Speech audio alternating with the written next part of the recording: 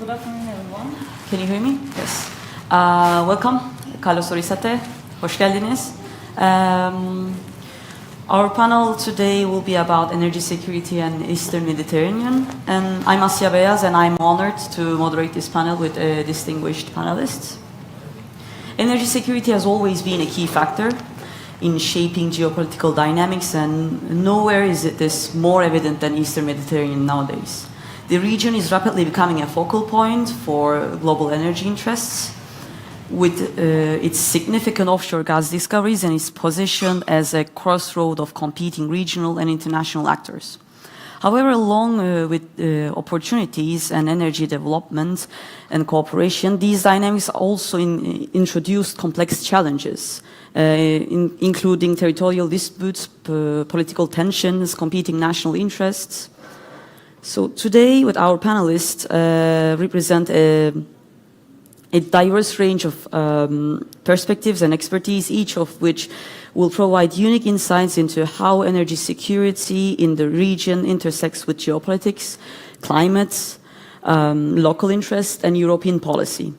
We will also explore these complexities and examine the future outlook of energy cooperation, sustainability, and geopolitical stability. So before we begin, let me introduce you our distinguished panelists. Each will deliver initial remarks that focuses on particular area of expertise, after which we will move into moderated discussion. And we will also have time towards the end, hopefully, from the audience we can take some questions. So let me introduce you briefly our panelists. First, Mr. Harry Zimitras. He's the director of PRIO, and his analysis over a geopolitical landscape in the East Mediterranean will be really helpful for us to understand. Then we will have Dr. Paris Fokaides. He's associated professor in Frederick University, from whom we will have the technocratic view on the policy and sustainability shaping energy cooperation in the region. We have a visitor from Brussels here, Mr. Yannis Pekos. He's acting head of Turkey and Eastern Mediterranean in External Action Services. He is crucial for us to understand the European perspective of the situation. Do we have an online participant? No. Okay. Last but not least, we have the local voice, Mr. Fikri Toros, a Turkish Cypriot politician. He will give us the Turkish Cypriot perspective on energy and geopolitical changes in the region. So without further ado, let's begin with the initial remarks. Harry, the floor is yours. Thank you. 5 minutes, I guess. 5, 7, however you wish. Okay, very good. A very welcome back. I think this panel connects to previous ones because it's going to bring in not only regional perspectives but also extra-regional but connected ones like the European Union. First point I want to make is that as the Gaza conflict shows, in connection with the war in Ukraine, in connection with Nagorno-Karabakh, I don't think we can unfortunately talk about frozen conflicts anymore. There is no such thing as a frozen conflict. Anything can erupt at any time. Hence, second point, I don't think that we can take, in this part of the world at least, absolutely anything for granted, positively and negatively. Very few, if any, foresaw the Abraham Accords being successful.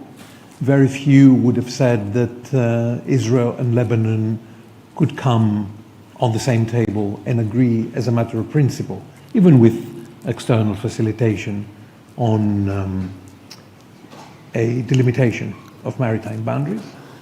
But even few, if any, could foresee the October the 7th events.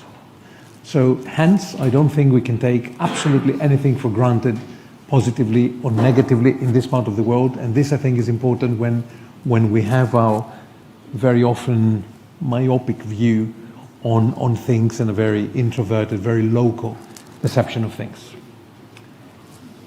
Third point, if you look at this region, it's mainly conflict and less cooperation. Conflict, unfortunately, is the norm.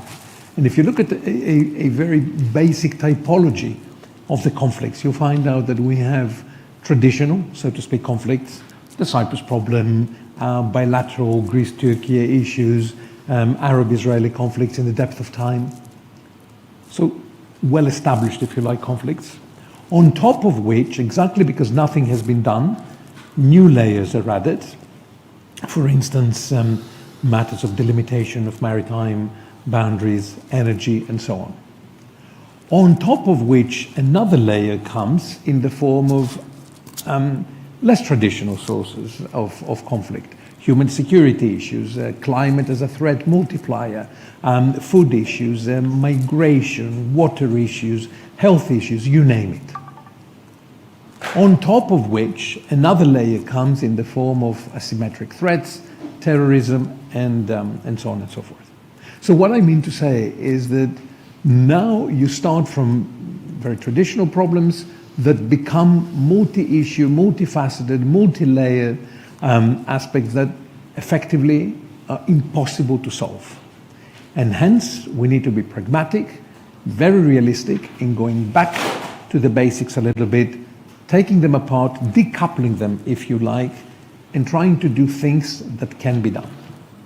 So point number 3.5, if you like, or 4, my personal suggestion, and that has to do with energy, and I can say a couple of things in a minute, I think we need to steer clear of the grand debates of war and peace. It's important to have them, it's important to let them run their track, but I think our attention at the moment should be focused to things that can be done.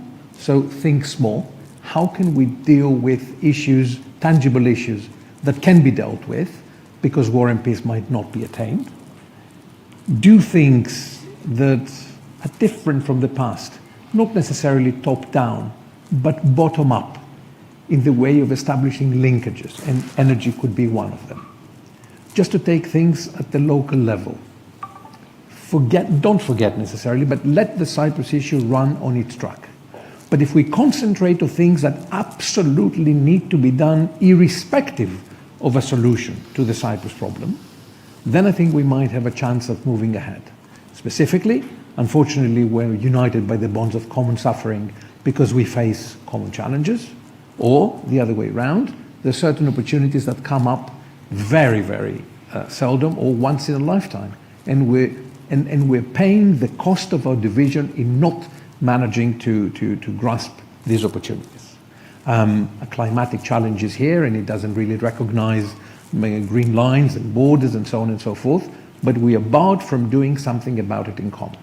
If we were, and energy could be a very nice into it, I think we're attaining two goals. One, we actually do something about the problem that does unite us. B, through this, we establish a rudimentary form of cooperation that is perhaps unheard of in certain circles, and it proves to the public that things can be done tangibly in ways that can resonate with the daily reality of people. And then through this, if you do it, as I say, rather than a top-bottom, but a bottom-up approach of linkages, we were discussing with Mr. Torres just before CBMs. CBMs, unfortunately, have shown to be rather limited. Think of linkages, think of things that can be done and need to be done between the two communities here and beyond in facilitating cooperation, notwithstanding the solution or non-solution of the Cyprus problem. And look at energy. Just a few words on energy before I give the floor to the rest. Energy has the absolute potential of leading us out of certain problems we have, connectivity-wise, access to resources-wise, energy as a fundamental pillar of the existence of people and the state as such, a way out of our daily misery. What do I mean by daily misery? I mean access to energy resources, which in this part of the world, with connectivity problems, Cyprus is the only country in the EU and in the region that is not connected to any other. In an area of a host of problems and tensions that can highlight on a daily basis the need to have access to resources. Misery out of a climatic challenge here. Unfortunately, Cyprus, and I talk only on the Republic of Cyprus, and I think this is matched, if not worse, in the north. Electricity is produced through mazout. Mazout is the worst kind of fossil fuel there is.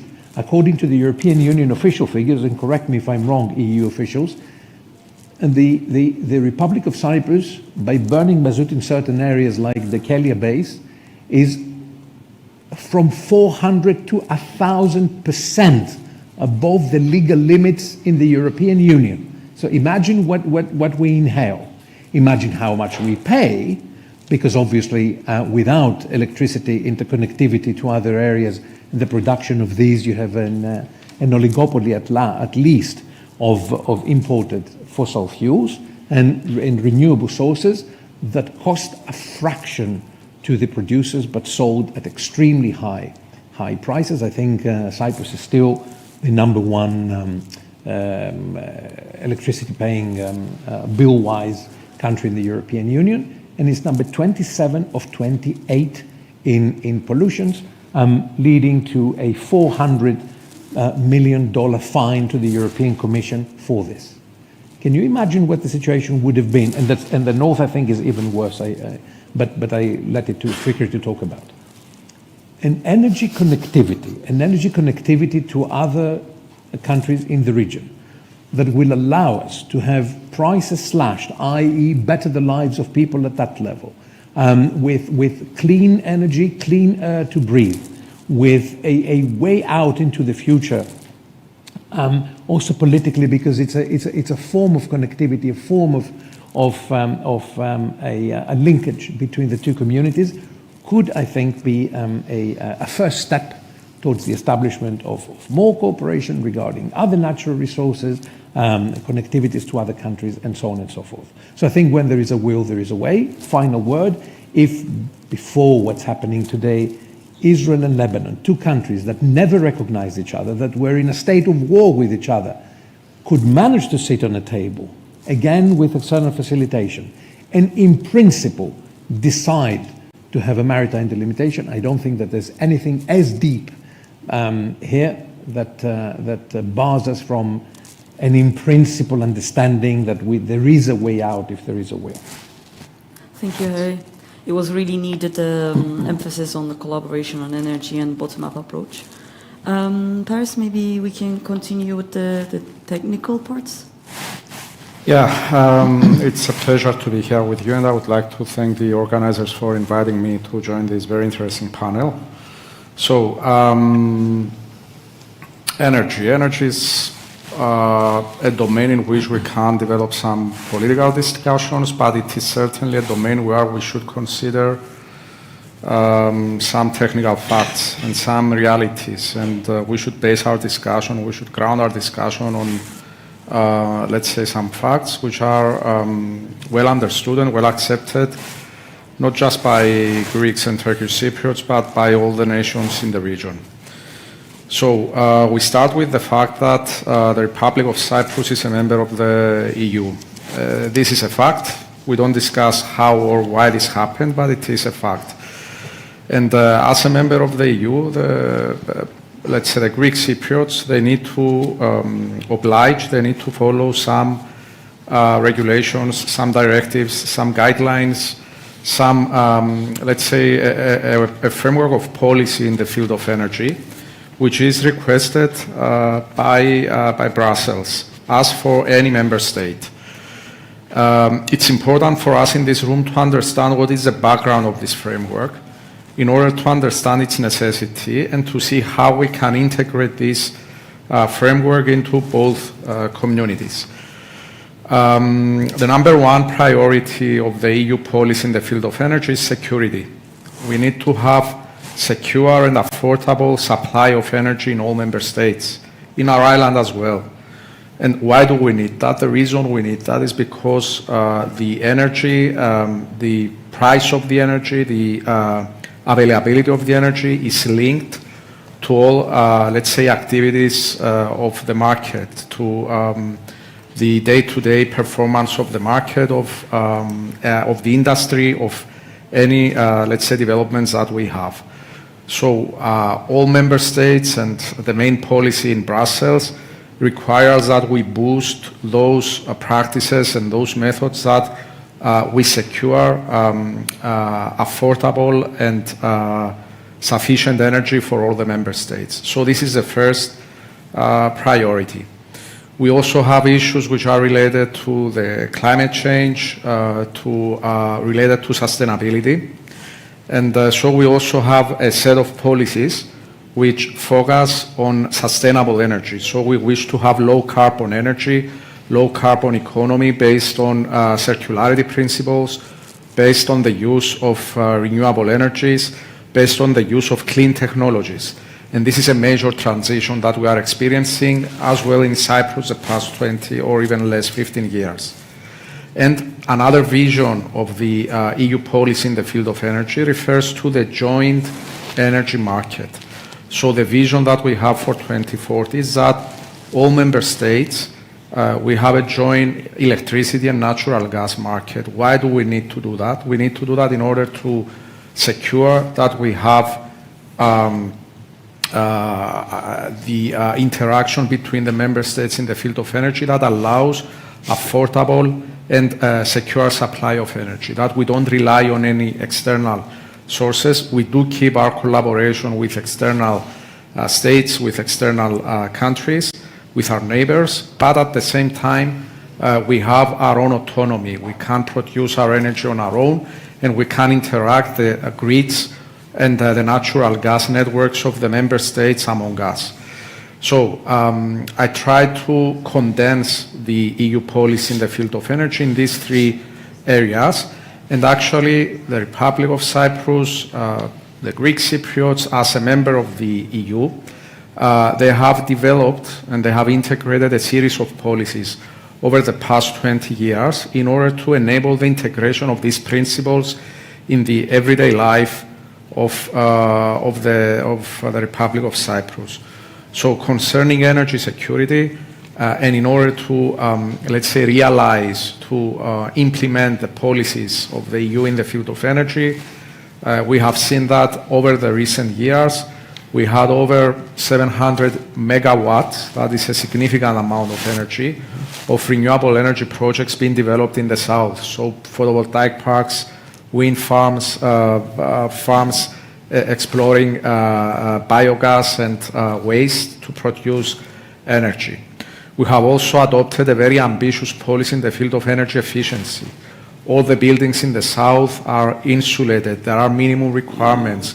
We have been reducing the energy consumption of the built environment, and recently we have achieved to have nearly zero energy buildings. All new buildings constructed in the Republic of Cyprus are nearly zero energy, so they do not consume much energy, and the less energy that they consume, they satisfy this with the use of renewable energies.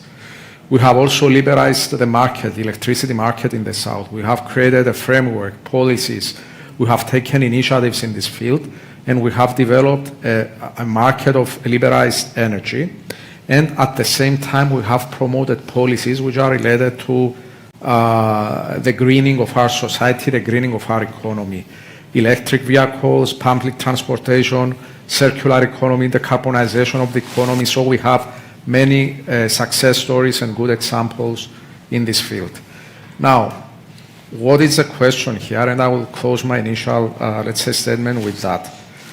We can either say, okay, look what the Greeks did, what are the Turks gonna do, let's ask somebody else, or let's compete, or let's enter, let's say, a competition between the two communities, or we can recognize a fact. And what is this fact? No matter what solution we will find in the future, it might be a federal Cyprus, a confederation, it might be whatever, no matter what solution we will find in the future, the new state to, let's say, result will be a member of the EU, will be an EU member state. So this means that the policies that have been developed and integrated in the South the past 20 years will sooner or later be implemented in the North as well. So the sooner we start collaborating in integrating these principles, these technologies which are based on very simple approaches. What do we want? We want clean energy, we want energy security, we want collaboration between the member states and sustainability. This is what we discuss about. So the sooner we approach the two energy systems and we start working together, integrating these policies in the north as well, so the better will be for our future. And I'm closing saying that the field of energy is a field where we can work together, and we should envision the reunification of the energy system of the two communities as soon as possible. So we are lucky to have the good examples from Brussels. Let's work on those together. Thank you so much. I see that we have our online participant joining us. I want to introduce him as well. Professor Mithat Çelikbala, we have the chance to hear from him as well. He is the Vice Rector and Professor of International Relations at Kadir Has University. He is the right person to ask insights on Turkey's geopolitical positioning and energy strategies in the region. So maybe I can have your initial remarks as well while you're here. Thank you. I think, I'm sorry, I'm a little bit late, I checked it, but hi from Istanbul to all the panelists, and of course I wish a kind of a success to Cyprus panel. Therefore it's a pleasure and honor to be part of such a kind of a discussion on the energy issue as well as the Eastern Mediterranean related issues. In the initial, points, I would like to say that there are many things, developing things in and around Eastern Mediterranean, or all those global and regional developments are affecting not only Turkey's but the other regional actors' policies in the region regarding what's going on or the energy-related issues. Therefore, we have to follow not only what's happening in the north, in the Black Sea area, Russia and the others, but currently we need to understand what's going on in Israel, Gaza, and the other regions, as well as what's going on within the Cyprus, the island itself. The story began in the mid-2000s with the discovery of natural gas deposits in the Eastern Mediterranean. And for Ankara, let me say that Ankara considered it a kind of a development compatible with common interests, initially serving Turkey and Europe's energy security and diversity, because those are the different years, in fact, for not only for Ankara, but for the EU as well as all the regional actors. And initially, the transportation of the Eastern Mediterranean resources, in those days we were discussing, to Turkey, to the European markets, and many people in Ankara thinks that it will contribute to the meeting Turkey's needs and to turn Turkey into a kind of a regional energy hub. Within 20-25 years, we have different game changers in the region. It's beyond Ankara's control or any other regional actors' control, but it contributes Ankara's perspective and discussions.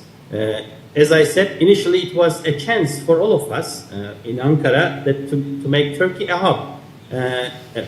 This line is alongside supporting Northern Iraqi, Azerbaijani resources, was significant for ensuring diversity not only for Turkey but for the EU as well. Therefore, initially Ankara sees this project as a great project to contribute to resolve the Cyprus issue, to contribute to Ankara's membership to EU, or to normalize relations between Turkey and Greece, and try to make both actors as a kind of partners to contribute to peace and the other regions. But then what comes? Those exclusive economic zone disagreements or agreements between relevant countries after Egypt discovered those Zohr deposits, Egypt already found deposits of the coast of Cyprus and of course Israeli, then leaving Ankara out. And this development moved the issue into the area of sharing maritime jurisdiction, and moreover initiatives such as the Eastern Mediterranean Gas Forum in January 2019, which marginalized Ankara by excluding it, also brought the competition into a kind of a strategic level. And those were the discussions and levels. Then we see the possibility of the Eastern Mediterranean gas flowing into international markets due to new agreements, leaving Turkey out and the region's most significant consumer and importer. And this was a case and concern for many in Ankara, and it will mean that one of the essential pillars of the policy of becoming a regional energy hub will be lost. And then we see a kind of a tougher policy perspective from Ankara. And Ankara used different means of foreign policy, including military dimension and escalation, to overcome the regional exclusion it faced during this period. And this is very important. And Libya issue was a level, despite the reactions of Greece and France, for example, to join oil and gas exploration activities have been undertaken off the coast of Libya, and Turkey tried to establish an alternative ways and means, tried to develop and push the actors to other side. And of course, another discussion was, of course, very famous Blue Homeland discussion since 2006. And in response to the Eastern Mediterranean Energy Forum and the other military cooperation initiatives that exclude Turkey, Turkey's letter to the UN in 2019, which defined the borders of its maritime areas as the country with the longest coastal line in the Eastern Mediterranean, and made it clear that it will protect this with the naval forces it sent to the region, was a kind of an evaluation of preparing coercive diplomacy in the Mediterranean balances. But in short, all those activities in different areas from 2000 up to 2024 today, we have different regional issues that force Ankara to change its attitude as well as the other actors. Therefore, it's very important for Turkey to normalize with the actors. And you know, last 10 years or 5 years, I may say that Ankara's initiatives time to time urged and disturbed Greece, Cyprus, Egypt, and the other regional actors, as well as the EU in general and the US, and how to make Turkey a reliable partner and transportation hub for the others as well. This was the question mark then afterwards. And we see, I can say that Ankara changed its attitude. The idea is to increase the number of friends and to normalize relations. If it is possible to sign a kind of an agreement with Greece and others, a kind of a memorandum of understanding to share those resources and to reach the European markets. What Ankara does, for example, after especially occupation of Crimea, Ankara increased its relations, energy relations with Russia, despite all those sanctions and the others. But you know, it is not enough to make Ankara an actor. What about Cyprus issue? What about sharing other resources? How to normalize relations with Egypt? Those are the issues on the table. And before Gaza event, for example, I was a little bit optimistic regarding relations because Ankara was trying to normalize relations with Egypt. And it was a kind of a clue that Turkish-Greece relations are becoming much better. There is a kind of an understanding. And Cyprus issue is a totally other issue, but you know, Ankara's policies are different than the previous period. And it was an issue of domestic issue within the Cypriots. And most probably this is the other thing. But what happened lately in Gaza and Israelis, I don't know what kind of a role we need to see for Ankara. Is Ankara's perspective will be productive and find some ways to normalize relations with the others? And is it possible to make Ankara a partner for all the regional actors and of course the other energy forums actors' attitude towards Israel is also important and Palestine. And therefore, last 2 years we have a kind of expectations, promising expectations, but it seems that it's going to be much more complicated. But for the sharing and protecting those resources, the scene has already set, it is far away from Ankara or Ankara's reach, but the Cyprus issue is the main denominator of the future developments regarding the share and Ankara's role as a route or the partner. Let me stop here, and in the second round, I may try to add some explanations as well. Thank you so much for explaining us the Turkish perspective as well. Maybe now we can turn to Mr. Bekos. for understanding a bit more the EU's part of this. Thank you. Allow me to first to go back to 2019. It's important, I think, to recall that the European Commission presented back then the Green Deal, which is a new strategic vision. It's important to say that it's not only about the fight against climate change. It's something far more ambitious, which is a recalibration of the energy mix, a shift towards clean energy, and fundamentally a new economic model. And this transition to this new economic model was very well financed, and with these two components in place, strategic vision and financing, the green transition presents a major opportunity for European and other industries, markets, and the countries in the neighborhood as well. So that was the initial plan in 2019. But in the meantime, we had Russia's war of aggression against Ukraine, and later on the situation in the Middle East. And the war in Ukraine changed the paradigms across the board, including on energy.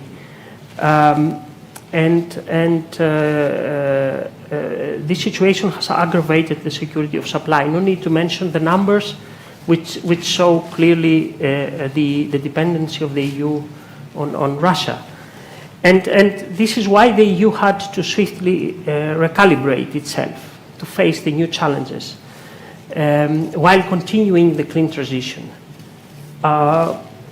In addition, in 2023, the EU has approved a new plan which is referred to as Repower the EU, which had at the core a clear political mandate. And this mandate was to phase out our dependency on Russia. And this plan had three main components. First, diversifying gas supplies. Second, saving energy, reducing the use of fossil fuels in our homes, buildings, industry. And third, accelerating even faster the clean energy transition, rolling out renewables, renewable energy fuels like solar, wind energy, and hydrogen. Later on, the Israel-Hamas conflict erupted with a serious spillover that we see evolving during the last weeks. And while the direct effect on the EU's gas security of supply was rather limited, still this spillover increases significantly the uncertainties regarding geopolitical development, and as such might have a serious impact also on energy matters. We cannot exclude that. So, where we are today, I think 2 weeks ago, the EU presented the first State of the Energy Union report, where it's clear that we have achieved a lot. Just a few facts and figures. In the first half of 2024, half of the EU's electricity generation came from renewables. The share of Russian gas in EU imports dropped from 45% in 2021 to 18% by June 2024. Gas demand between August 2022 and May 2024 was reduced by 138 billion cubic meters. Wind power overtook gas to become the EU's second largest source of electricity. Nuclear first, by the way. And at the same time, it's clear that we need to do much more. And the EU will need to continue to diversify energy supply channels, and this brings me to the Eastern Mediterranean, which is of key interest for the European Union, very significant, and mainly also in terms of energy for two reasons. The region hosts a potentially vast amount of energy resources, and plus it harbors important opportunities for connectivity. And clearly for us, the region can contribute to energy security, importantly, with projects where political expediency can break impasses and where energy security imperatives can align with the objective of reducing emissions. Easy to say, difficult to do, of course. But it's clear that for the time being, the EU still needs for its own energy security gas resources. And we see planning of infrastructure in the region, even in the absence, in some cases, of cooperative arrangements between different actors.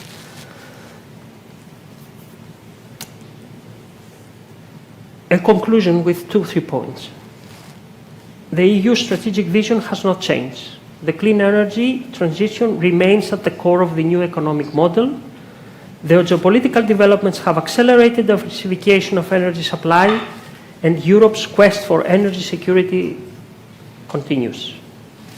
President von der Leyen highlighted in the political guidelines that she presented in the European Parliament that we stay in the course on all our goals. So this transition, of course, is not a one day to the next endeavor, and gas will still continue to have a role in the transition, but clearly EU demand has a clear declining trajectory. Third and final point, the EU cannot do by itself the transition. It needs its partners in the Eastern Mediterranean also.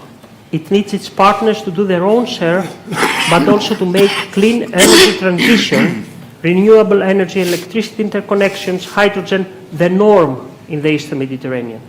And this is the direction towards which the EU is going. Thank you.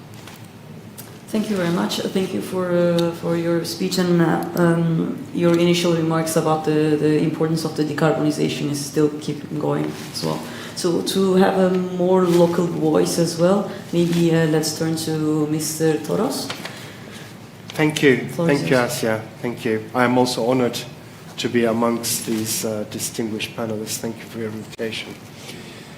The Eastern Mediterranean has been subject to numerous geopolitical conflicts triggered by energy security concerns. And these have promoted claims on either existing or assumed energy reserves in the region.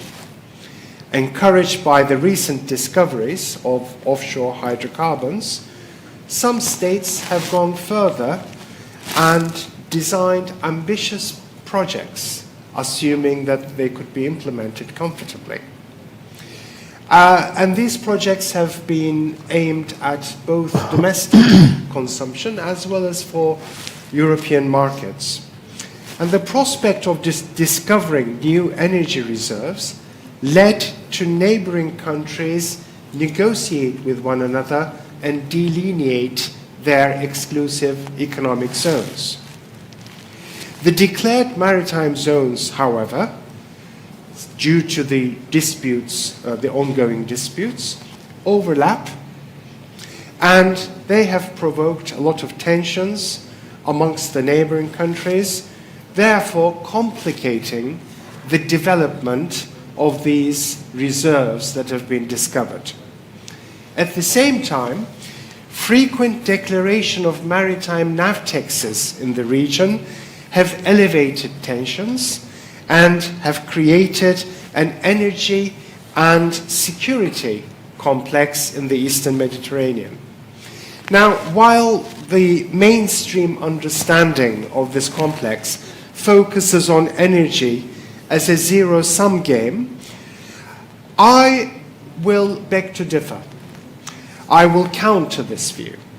I consider energy as a critical issue that can be positively utilized within the framework of integrated markets as well as interdependence amongst the neighbors. Hence, a positive sum game. I also regard it as a potential game changer that can propel a chain of conciliatory moves in the region. Since Cyprus can be best described as the nucleus of the Eastern Mediterranean, developments taking place here have the potential to significantly change and contribute not only to the comprehensive settlement of the Cyprus issue, but also to the desperately needed regional security, stability, and prosperity. The ongoing political problem in Cyprus, combined with its repercussions on Turkey's continental shelf and maritime jurisdictions, aggravates the instability in the region, hence hinders the investments necessary for a viable production of the gas and subsequently the realization of the regional cooperation. However, in view of the size of the estimated energy resources, the Eastern Mediterranean can potentially become an important junction in energy transfer, and consequently, Cyprus can become the core of this energy hub. Disputes related to maritime jurisdiction areas negatively impact the Cyprus issue and efforts on the comprehensive settlement. The energy equation that has emerged in the context of its Eastern Mediterranean energy resources lead the parties to a serious challenge due to issues associated with the Cyprus problem and the disputed maritime zones surrounding the island. Disputes associated with the sharing of energy resources have also further complicated the already existing political issues amongst the parties. At the same time, however, it is my conviction that these all can be effective incentives to leverage the comprehensive and sustainable settlement of these disputes. Under the ongoing conditions on the island, created by questionable political will on both sides of the divide, I believe it's most likely that both these developments will occur at the same time. Global energy trends, particularly those linked with the EU and Turkey, as well as their impact on economic adversities, will determine how strong an incentive these projects will be for a comprehensive political settlement of the Cyprus issue. New energy resources discovered in the Eastern Mediterranean concern at least 7 countries, amongst which there are political issues. As far as I'm concerned, there is a desperate need to restore the existing geopolitical relations under the spirit of synergy and partnership before we can expect an active and viable operation of the investments. As Harry very bluntly stated, there's no such thing as a frozen conflict. Therefore, they cannot be let lie idle. The benefit gained by one of these actors from sharing of energy reserves in the region must not come at the expense of the other. Those of you who are familiar with the Cyprus issue will be very, very familiar with this argument. On the contrary, it must be based on a model of absolute win-win. Enhancement of all party benefit-based synergy integrated with the solution of the issues will enhance the creation of an environment conducive to the urgently needed regional peace, security, and stability. The ongoing war in Ukraine has proven how vulnerable the hydrocarbon-based system is in energy security terms. Therefore, as an alternative potential source in close vicinity, I hope the revival of the exploration activities in the Eastern Mediterranean gathers pace in 2025. Eastern Mediterranean also has a vast and untapped amount of renewable energy potential in both solar and wind, which could boost the European Union's energy security more efficiently. Furthermore, it can foster its Green Deal without provoking geopolitical tension. Since the electricity interconnections throughout Europe have become under the spotlight, the unregulated Eastern Mediterranean region has become of vital importance. It exhibits the biggest renewable energy generation potential throughout Europe at a time that the EU is in the process of implementing its Green Deal strategy. The fight against common existential environmental threats, which can also be potentially aggravated by a mass migration wave towards Europe through Turkey and Greece, sooner or later will become a matter of survival. Therefore, cooperation will not be a choice, but a necessity in order to survive. The sooner the regional actors realize this, the better they will address their impeding natural disasters. Anything else is literally just an attempt to resist the future. Thank you. Thank you so much. Thank you all our panelists for shedding light on different aspects of the energy security and geopolitics in the Eastern Mediterranean. Let's now dive deeper into the discussion with the question to each panelists. Maybe we can start with Harry. As you said, the Eastern Mediterranean has become a critical arena where energy security and geopolitical competition. So the regional alliances are increasingly intertwined as well. With the strategic positioning of the global powers, for example, unprecedented partnership agreement between the Republic of Cyprus and the USA, how do you see these dynamics shaping the region's future? As I said, unfortunately, this is a region of tension where it's a normality rather than the exception. But I very, very much agree with what Fikri was saying on cooperation being a necessity and not a choice. A couple of things that might spring to mind. One is, I think we're consumed always with today, tomorrow, and maybe the next electoral horizon. I suggest that we go 30,000 feet up and look not only on the region, but situating the region and certainly the local within a broader framework in order for what we say to make sense. Because politically it might, but technically or financially it might not. Technically and financially it might, but politically it might not. I mentioned before that about taking things for granted. We've taken for granted both conflicts, but also resources. Neither of the two has necessarily to be that. There's a lot of discussion these days on connectivities and cables and all. Have we taken for granted the cooperation between, just to take an example, the Republic of Cyprus and Greece? Yes.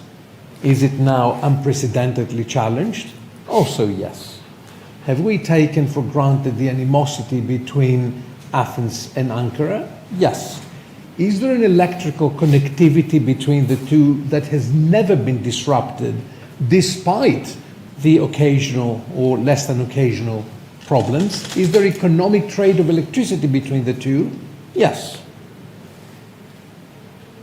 Is Russian gas still flowing through Ukrainian pipelines to the day at a cost of or benefit 1.2 billion? Yes, despite the war. Throughout the 50 years of the Cold War, I think 3 years ago we had the celebrations in Vienna, never had the provision of Russian gas or oil before to the West been disrupted. Not a single day. So I think we're talking a little bit too much about political risk for cables and so many other things, and I think people are hiding behind that. To take a further example now with what happened very recently in Kassos area and the potential claims that Turkey might be raising. Yes, indeed, it's a possibility. All big projects have that. But in the recent case, Turkey was present but not involved. And secondly, in all that region, there are quite a few cables going on. What you see now online is a cable going there. So, again, when there is a will, there is a way. Have we taken other things for granted, like, for instance, Egypt being a huge provider to itself, to the region, to Europe? Yes. What is the situation now?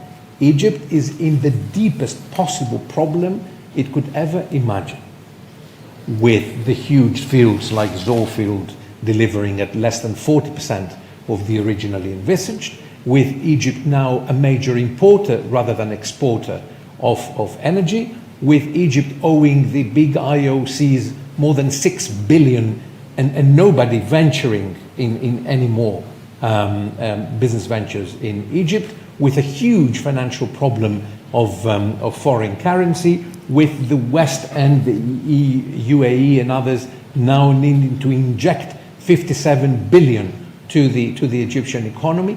This is things that happened in the last year only. So I wouldn't take things for granted either this way or that way. Last thing perhaps on contestation and whatnot. Yes, the Eastern Mediterranean has always been an area of a threat of contestation of powers. Perhaps the United States might have realized a little later than leaving the area in 2015, effectively under the Obama administration, led to a vacuum that others started to fill in. It didn't have the lead on things anymore.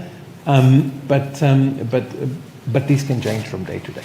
So let's focus on things that can be done if there is a will, that are financially viable, that are technically doable, and I think the politics will follow. Thank you so much. For Mr. Fokaides, as an expert in energy policy, you have a unique perspective on the evolving energy landscape in the Eastern Mediterranean. Considering the current policies and future cooperation frameworks being discussed within the EU, what steps do you believe should be taken to enhance this energy sustainability in the region? So, in order to answer this question, we should, let's say, structure our approach in two steps. The first would be, what is the current situation? What is the regional role of, let's say, the Republic of Cyprus in the region? And then to envision what could be the next step and how we could work together with the Turkish Cypriot community, with the Turkish Cypriot side administration, you can name this as you wish, to work together towards a mutual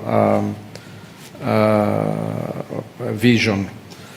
As I stated in my introduction, the Republic of Cyprus has been a member of the EU since 2004 and has been involved in several initiatives in the field, in the region, in the field of energy. I will not, let's say, judge these decisions at this point. I will not analyze the correctness or not of these decisions. I will just mention which are those, and then we can see how we can integrate the Turkish Cypriot element into these initiatives. The EU decided in 2013 for a fund, a major fund, which is called the fund that funds the so-called projects of common interest. These are projects that are related to the interconnectivity of the EU member states in the field of electricity and natural gas. And actually Cyprus has, the Republic of Cyprus has the approval for 3 such projects to be funded. One of them is a Great Sea Interconnector. It used to be called the Eurasia Interconnector.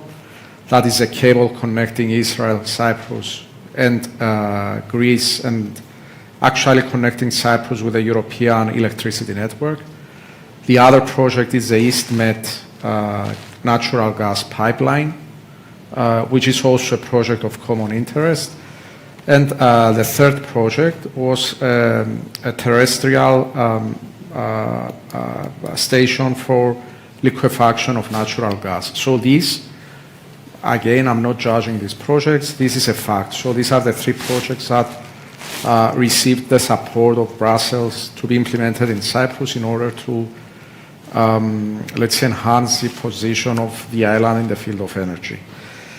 Now, apparently, what we missed when we were deciding on these projects was the involvement of the Turkish Cypriot, let's say, community in the development of these projects and the benefit that our Turkish Cypriot, let's say, compatriots would have from these projects.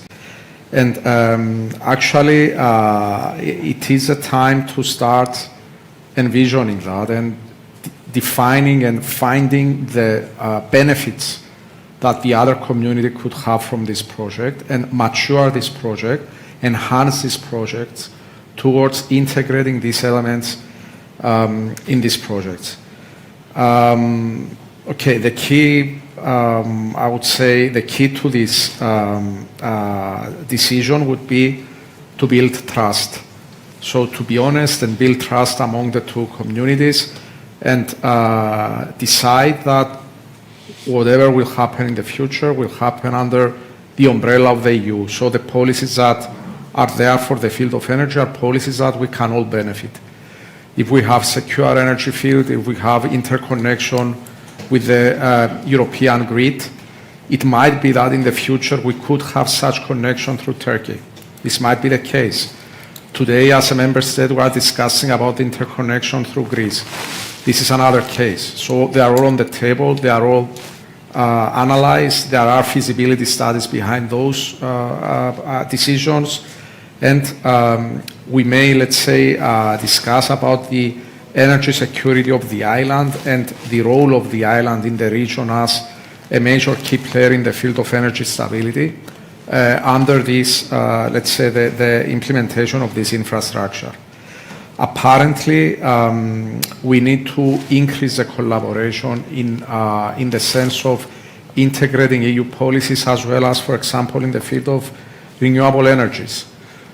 We have invested a lot in the South in the past 20 years in that field. And surprisingly, we can define the fact that we don't have many projects of common interest, not with the EU, but with the Turkish Cypriot community. So it's time to discuss about setting some targets, some quantitative targets for the future, seeking for funding of these targets and start working together on achieving these targets. Again, in the vision that whichever solution we find in the future, we are going to be an EU member state. So those obligations that the Greeks have at this moment, there would be the same obligations for the Turks, for the Turkish Cypriot community in the future. And of course, we can request the EU leverage, the EU energy policies to support and incentivize this reunification. We should discuss as soon as possible for the reunification of the energy system of the island, no matter what. And we should seek for financial support from the EU towards achieving that. No matter what the political conditions will be, this is a vision to discuss. And apparently, we should try to work on those, let's say, fields that we can take mutual decisions without any other sort of conflicts. I recognize the fact that the gas revenues may create some conflicts. Things are not clear there with the, let's say, economical zones.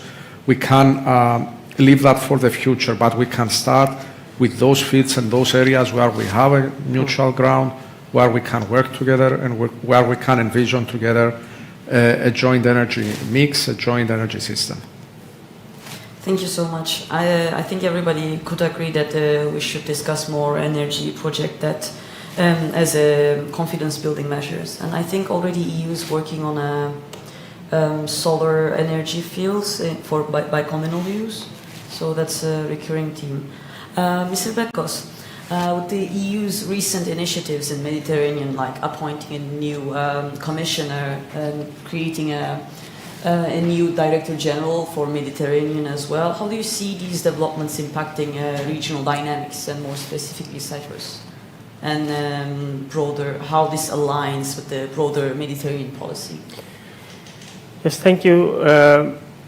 I mentioned before that in the past years the EU has worked intensively on developing a vast volume of policies, regulations, instruments on the area of energy, and this more focused approach comes now with a more focused approach also to our wider neighborhood. And especially to the Mediterranean, and this is why President von der Leyen appointed a dedicated commissioner for the Mediterranean, and she will have the general directorate to support her work. This is very important. It's clear that we need to consult with the partners in the southern neighborhood on how best to address these serious challenges. And this is super important. And this new Commissioner for the Mediterranean has a clear mandate to build partnerships. And since it's about partnerships, we strongly believe that the new partnerships that will be developed will impact positively the regional dynamics and will foster many cooperation opportunities. Which of course will benefit mostly also member states that are close to the neighborhood, including Cyprus. But this now it's a holistic approach, and this is the most important thing: a holistic approach towards the Mediterranean, and this is what we were trying to do for several years, also for the Eastern Mediterranean, a holistic approach that we can transfer what we have achieved over the past years to the region, to bring the region closer to the EU and to bring the EU closer to the Eastern Mediterranean region. So this is a good paradigm that we should follow also for the Eastern Mediterranean region. Okay. Thank you so much. I want to turn to Professor Çelikpala and want to continue with he mentioned that the exclusion of the Turkey from Eastern Mediterranean gas forum. I want to ask what would be the potential benefits and challenges of including Turkey to this forum, and I want to ask as well, looking ahead 20 years, how do you envision Turkey's cooperation with Europe in terms of energy? Thank you. Yeah, it's very closely related with this, the last word of Mr. Bekos. It is the holistic approach, and whether it's going to be inclusionary or exclusionary. And this is the biggest discussion from the Turkish perspective. You know, the natural gas forum or the EastMed means more than natural gas for Turkey. Of course, natural gas is a trigger point and it's an important aspect of it, but you know, it's more than a natural gas. The maritime zone delimitation, and it's the primary source of discomfort for a long while, especially territorial waters, the continental shelf, and the exclusive economic zone related issues. Of course, Cyprus issue is an issue, and the giant issue. Beyond that, the role of the EU and the US, and how do they treat Turkey, and therefore all those new geopolitical gatherings, especially EastMed Gas Forum or the other regional initiatives led by regional actors or the EU or the US, is it inclusionary or exclusionary? And both for the escalation and even the resolution of issues, EastMed should be treated as a shared common space, and strategic resources should advance the cause of cooperation rather than conflict among its little states. This is the point, and it seems that the panel and the speakers are in the same line altogether. But you know, while there are many ways to achieve these lofty goals, they all require Europe to develop a geopolitical vision and commitment, and therefore any appointment or new commissioner is welcomed by Turkey most probably, or the experts in Turkey. But is it going to be inclusionary or exclusionary of Turkey? How to treat Turkey? This is the thing. What we need, the toning down rhetoric to avoid narrative of entrapment, as Harry mentioned, it's very important. We need to focus the things that can be done in the region together with Turkey, and setting all inclusive regional or international meetings or conferences to serve as effective means. This may be done to make Turkey a member of the East Med Gas Forum or to develop an alternative proposal. It depends. All the actors and Ankara, it seems that openly called for an Eastern Mediterranean conference to find a win-win formula serving the interests of all parties to resolve pending issues peacefully. This is an important development, and advancing a visionary EU plan to deal with the conflict is an important thing, and we need to develop a posture to enhance cooperation and search for possibilities to improve Turkey's importance as a partner for the EU and contributor to Europe's common security, energy and defense policies. This is the perspective. And I see against this backdrop, Ankara stepped back from its coercive and unilateral diplomacy and undertook steps towards cooperation and de-escalation in its foreign and security policy, seeking a kind of a new normalization with neighbors and allies. And then Greece, especially Greek-Turkish cooperation, may cancel out regional geopolitical rivalries. I'm optimistic from this perspective and further promote regional cooperation. Both parties are net gas importers, and new ways of jointly developing infrastructure should be promoted. They are already cooperating and to transport, for example, Azerbaijani and maybe, I don't know, in the future, the Russian gas. And Greece is already an EU member and has a role in European energy security. And together with Turkey, both become reliable transportation hubs. And energy security away from Russian dependency can facilitate the convergence of interests in a way that can mutually benefit cooperation. And this is something that the EU and the US will welcome and actively support. And there are some concrete proposals, for example, a 10-year framework for energy and environmental cooperation. And this is the thing, and very important.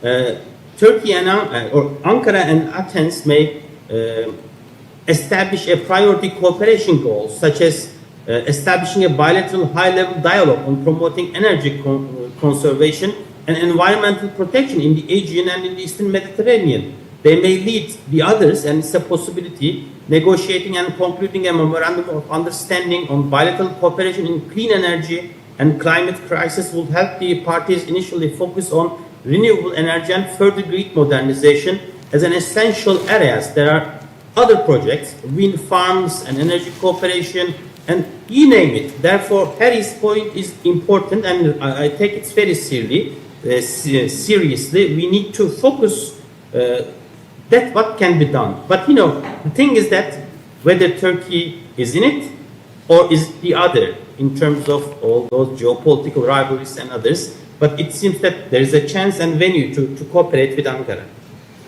Thank you so much. Thank you for this point on inclusivity versus exclusivity as well.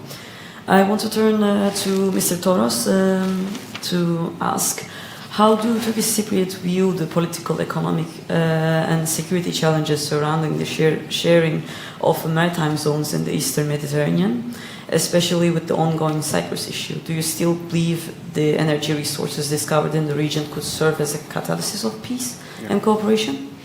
Thank you. While the Convention of the Law of the Seas dictates the size of maritime jurisdiction areas that countries are entitled for, based on principles of equitability and proportionality, one has to remember, particularly in this area that we live in, the issue on sharing within these maritime zones is not just a legal issue. We cannot confine it to the regulation that is applicable to the delineation and sharing of these zones. It has significant political, economic, and security dimensions too. And for people who may disagree with me, I would like to remind them of what happened to the East Med gas project when it was designed to run through waters that were disputed amongst Turkey, Greece, and Cyprus, and Turkey immediately signed a corridor deal with Libya as if to block the implementation of that project. Who guarantees that something similar is not going to happen at the time of building the Great Sea Interconnector. The Great Sea Interconnector runs between Cyprus and Crete, to my knowledge, which is approximately 600 nautical miles. And it does run through waters where Turkey has claims over her continental shelf as well. So all this creates added dimensions to this issue, a lot more than what UNCLOS suggests. Therefore, yes, since Cyprus is the nucleus of this region, and since there is the Cyprus conflict still ongoing, it will affect hugely, if not obstruct, the implementation of these projects. Turkey is already interconnected with Greece and Bulgaria on her west border, and on her east border she's interconnected to a couple of countries as well. I can't remember which they are, but I'm sure my colleague knows. So the interconnections within the European network are already there.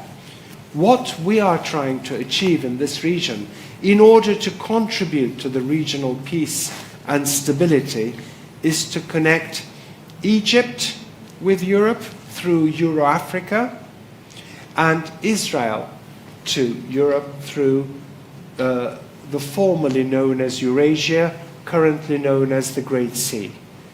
So, in order to incentivize all parties concerned to the Cyprus problem and hopefully enhance simultaneous political will at this forthcoming, what I hope will be a new process, we must concentrate on how to include Turkey and the Turkish Cypriots within this equation.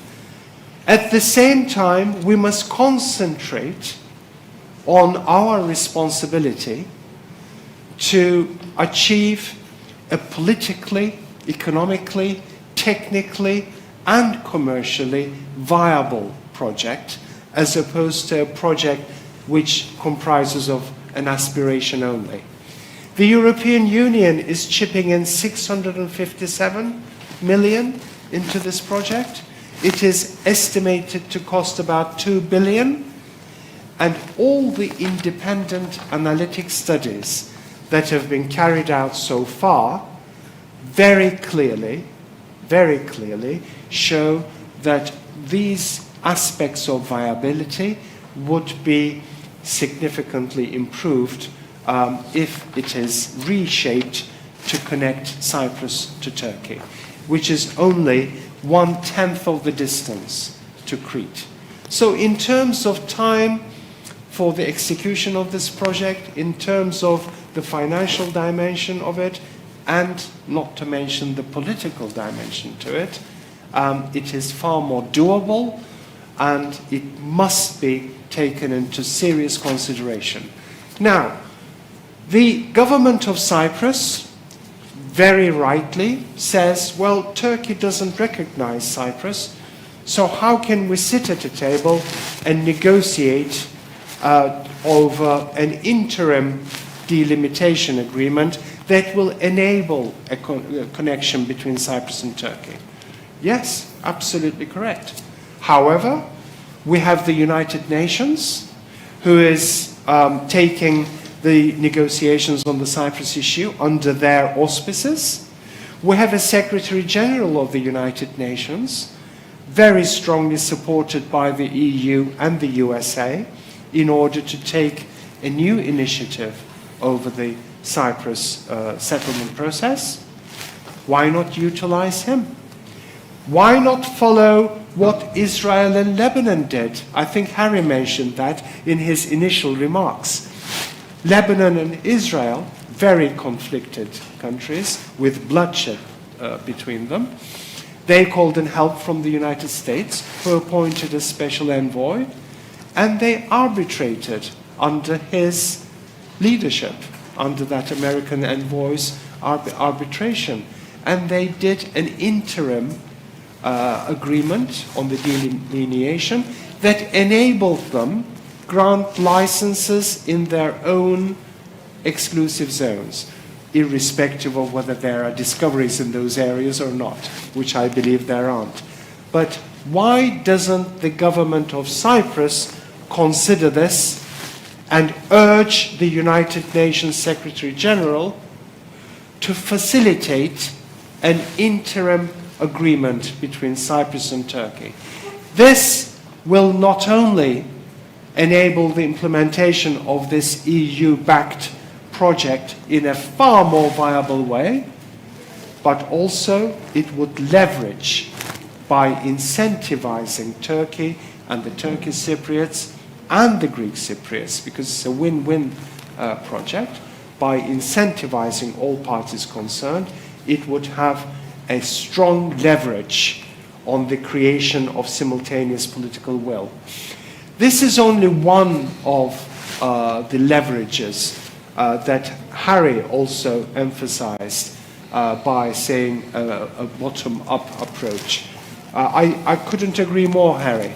And it is these projects that will be in all parties' benefit that must be prioritized.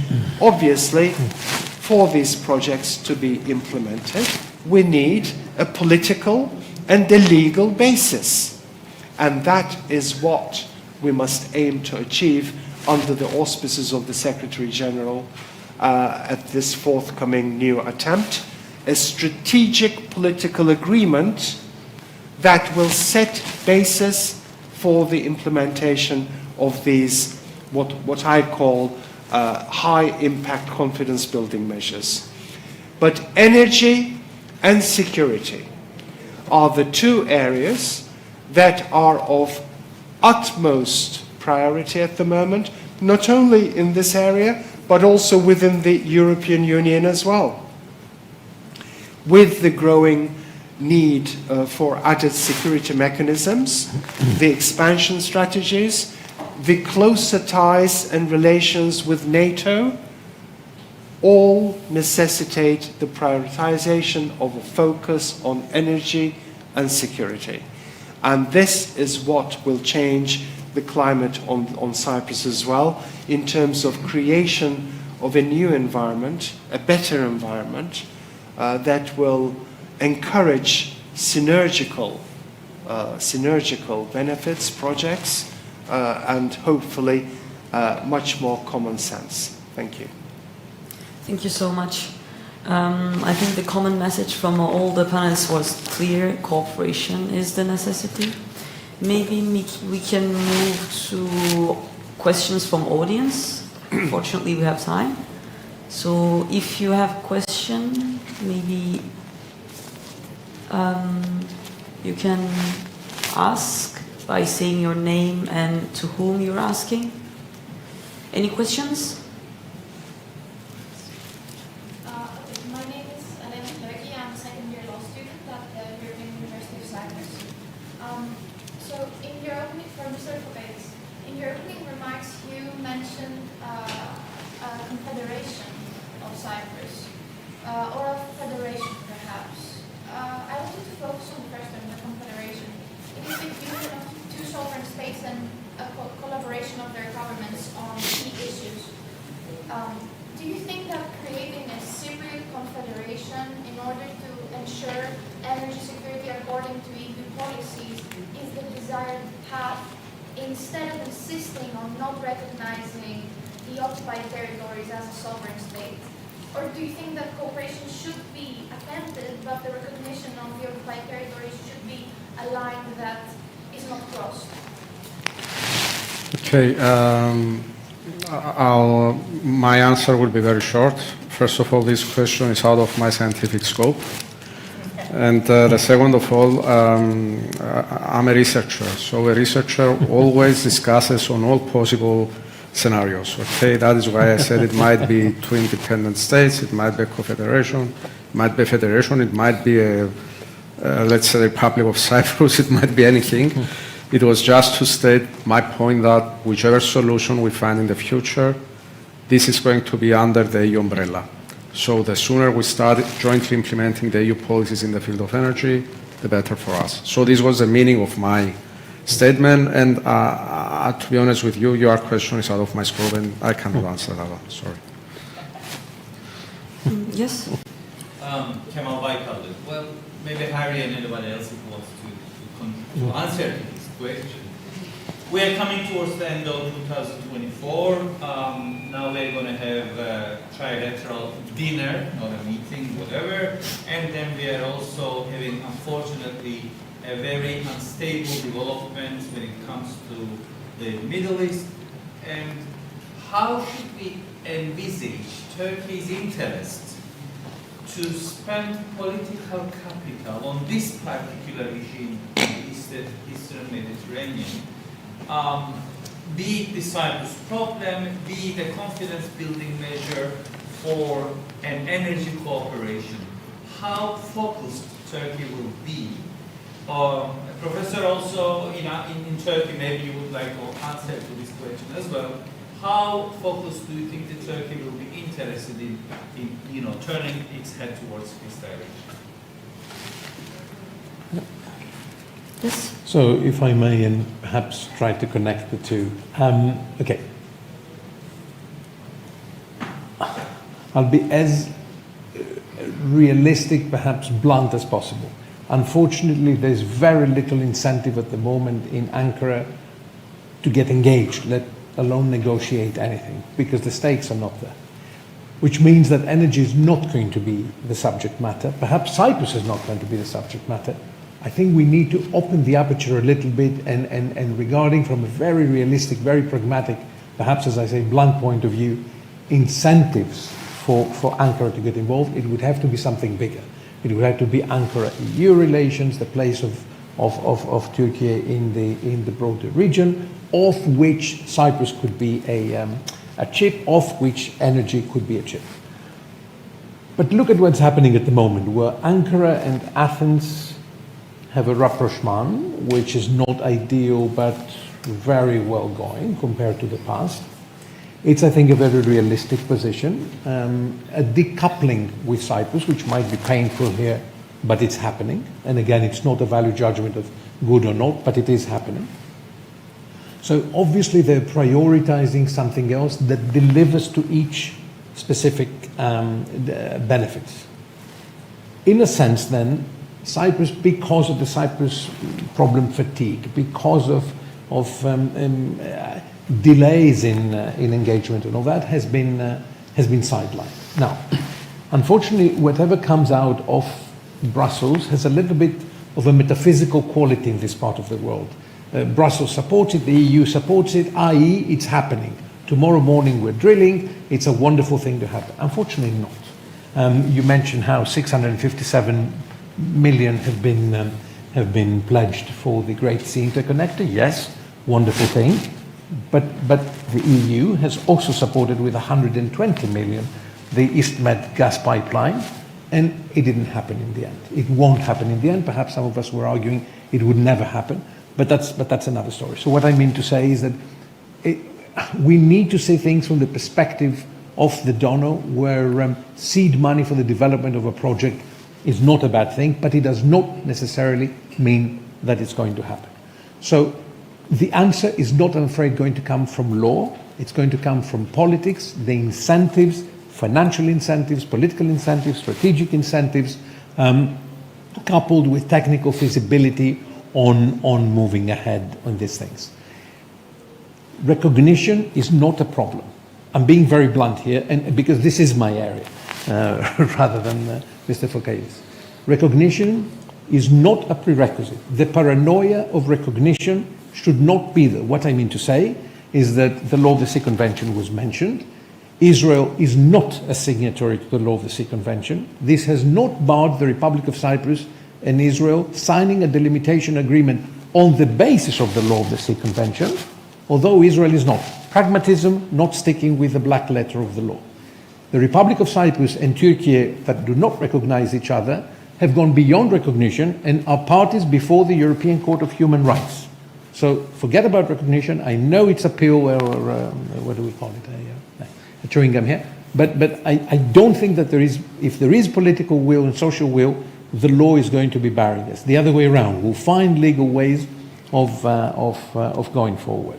So political incentives on the basis of realistic assessments of where things stand at the moment, rather than sticking with technicalities. Thank you so much.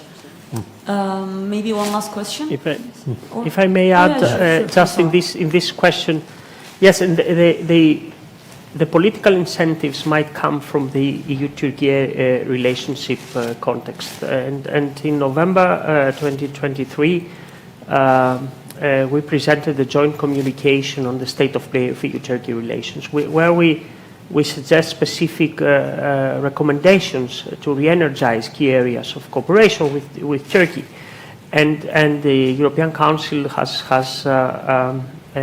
asked us to advance with these recommendations. So, and Turkey shows an interest to go further with it. And we think that there we have something, but we need to proceed with careful steps, proportionate, gradual steps, in order not to be counterproductive and have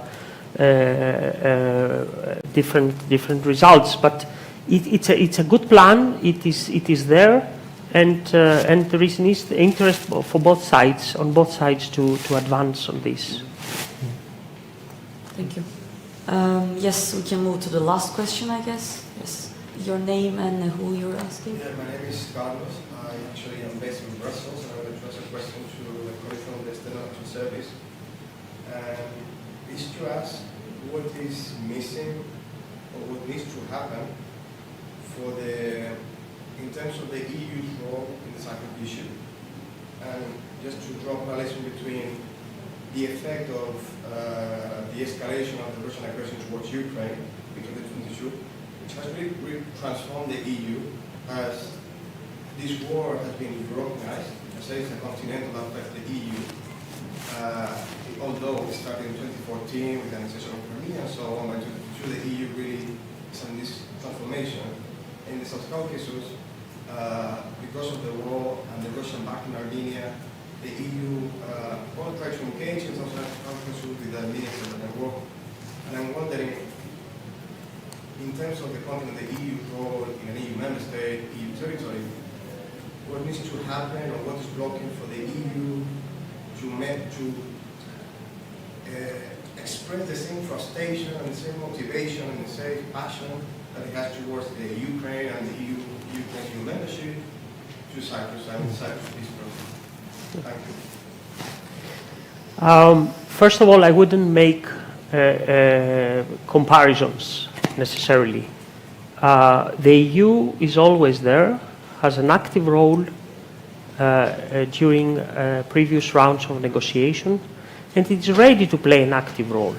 But at the same time, we recognize that the UN has the first and primary role here in this issue. We are there, and we have supported several times Cyprus, and we keep showing solidarity to Cyprus for this situation. I have a long list of things that we have done in the past, trying to push